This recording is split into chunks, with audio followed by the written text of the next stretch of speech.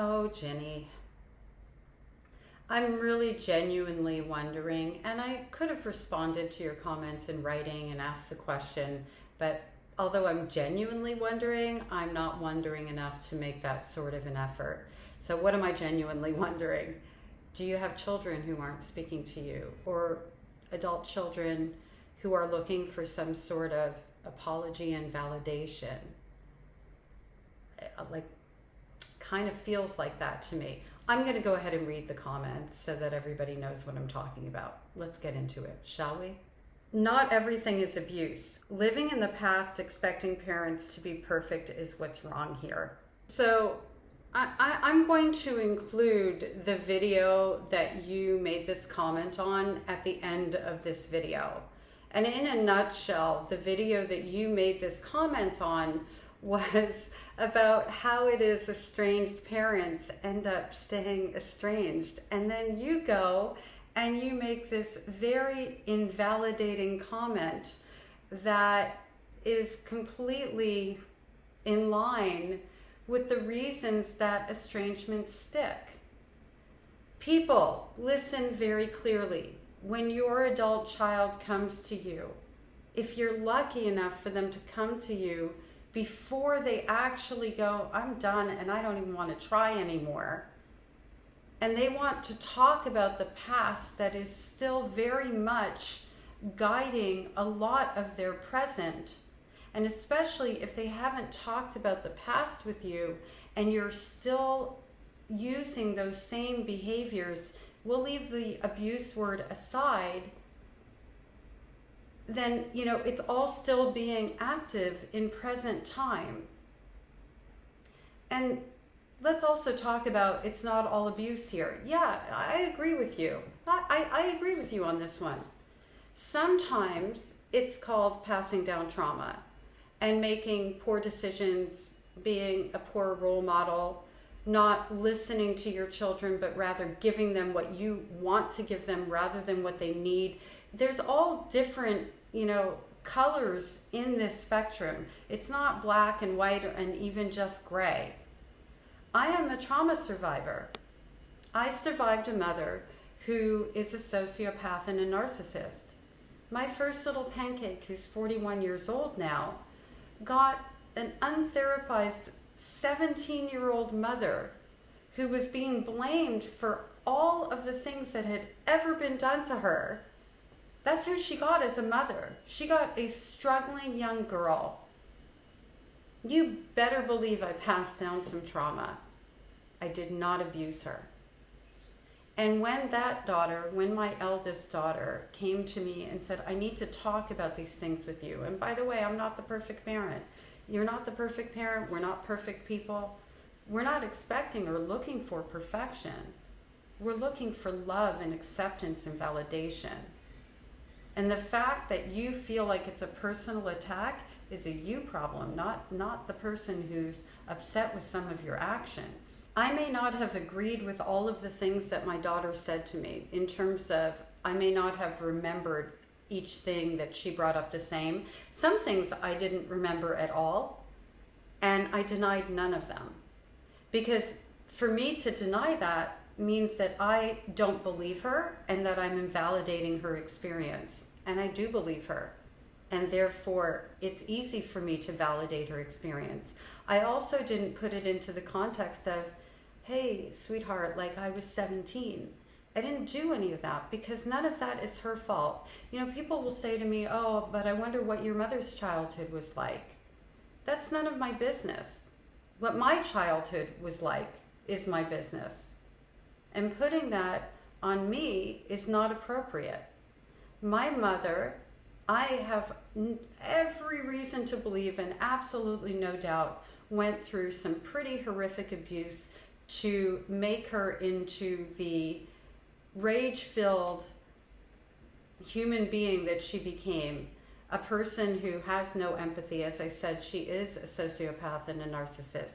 I have no doubt there's a reason behind how she became to some degree.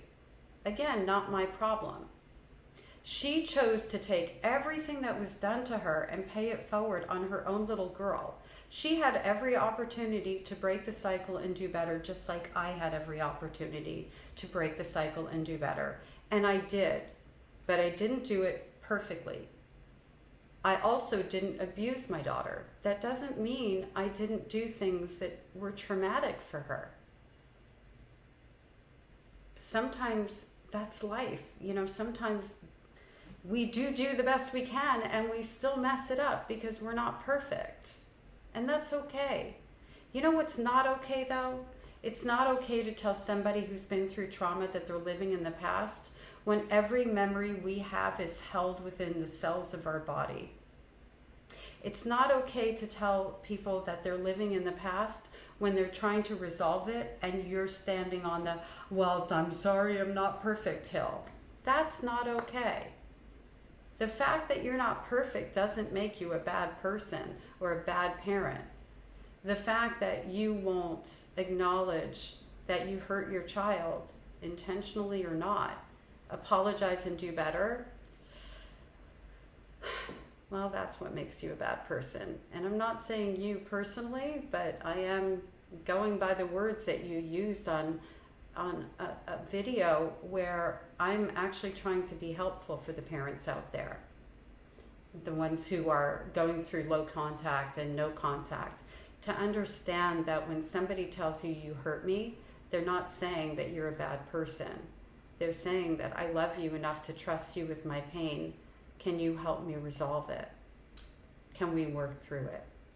How is it that estrangement, like parent-child estrangement, no contact, how does that end up becoming a forever circumstance? I can tell you, most of the time, based on my experience personally and also from the clients that I work with who are no contact, not everybody is no contact. Some people are low contact. Some people are navigating those relationships in a closer way. But when that no contact becomes solidified, there's a reason. And that reason is that that adult child goes back in several times, hoping for a different result, working on their healing and their growth journey so that they have the courage to share their feelings with the person who hurt them, only not to be acknowledged, to be told it's in the past, or I had it worse, you have no idea what abuse looks like, to be minimized. So then they give up on that. They don't bring up the past anymore, but they keep going back in. I did this. And now what they're doing is saying, okay, we're not going to talk about the past. I'll leave you that. I'll live without you taking accountability. But now I need you to respect my feelings. And there are things that I can't have you do in my life. I can't have you speak to, for example, my spouse in a particular way because you're hurting them. I can't have you show favorites over one of my children to the other. You have to treat them in a way that's equitable. I can't have you bring up certain topics, criticize me all the time, or whatever it is. There's a number of different types of boundaries that an adult child will go in and try to set. And a lot of them have also grown out of the emotional abuse that they went through growing up, and they're trying not to relive that experience anymore and be re-traumatized. And do you know what happens? That parent doesn't respect those boundaries. And so there's no contact again. And maybe that child will try a couple more times. And that parent feels like they're entitled to keep on trying no matter what, even though they're not willing to make any changes. So how many times is an adult child or any person supposed to go back in to being treated, mistreated, traumatized, re-traumatized, disrespected, have damage done to their relationship if they're married? How many more times are they supposed to do that? How many more times? At some point, unfortunately, it becomes forever. And that's the reason why. And as I've included that video within this video, it's really easy to see who's actually stuck in the past, because out of that whole video, you missed the part where I was actually addressing the present. The present being when your adult child, not your property, Not a relationship you're entitled to because you have a title, but your adult child who's working on their growth journey, their healing journey, comes to you and says, okay, I'll let the past go. I'll leave it alone. I actually did that with my mother. I tried. I did. And she wasn't having any part of it. But let's just move forward with some boundaries where, I feel safe and seen and I'm not going to be hurt. Things like respecting my feelings. Really minimal, actually, things that you do in relationship to other people that don't know what you're doing behind closed doors to me. I'm just asking for the bare minimum. That's what a lot of these adult children are asking for. Okay, if you're not going to take ownership and we're never going to be able to discuss it, and the past is 5 minutes ago, inclusive of 5 minutes ago, everything's in the past and we're going to be in the present right here and now, moving forward. All I ask of you is that you treat me with respect and kindness and love, and don't do and say things that hurt me.